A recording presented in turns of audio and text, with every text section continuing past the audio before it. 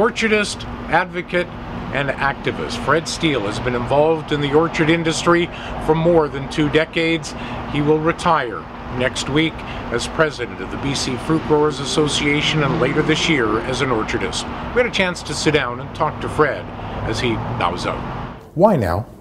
Well, I think one of the things was we changed the governance in the BCFGA to 2-year terms. I knew that was coming, and I really wasn't prepared to do another 2.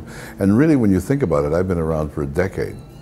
I've been involved in the BC Ag Council, the Canadian Horticulture Council, the Apple Working Group of Canada, Joe Sardina's vice president. It was time. And one of the things in the governance that we had is that we're trying to bring younger people into the industry by allowing family members to represent the farm. And I think it's just time to pass the torch on to the next generation and see where they want to take it. Where is the BCFGA now? Are you happy where it sits? I'm happy where it sits now, yes. It was a bit rocky when we took over, but the thing is we've been able to build a consensus within the industry together, and that's really what you need.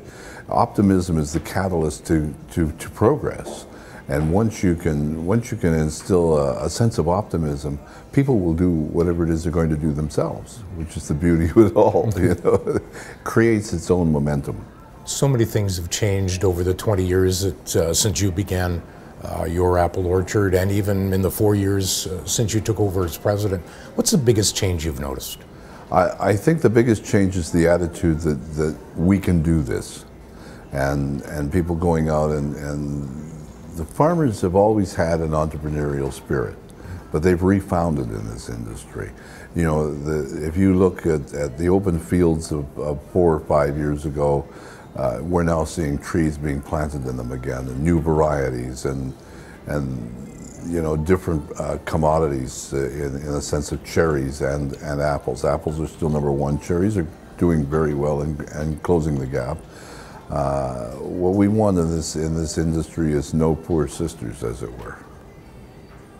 So how do you change that attitude? How do you get that can-do attitude back?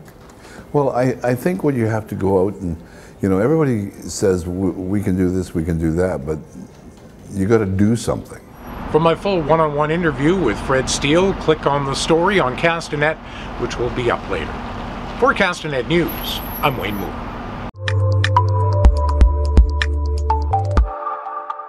Looking for a new ride? Click our auto mall in the yellow masthead for a huge selection of car dealers from throughout the valley.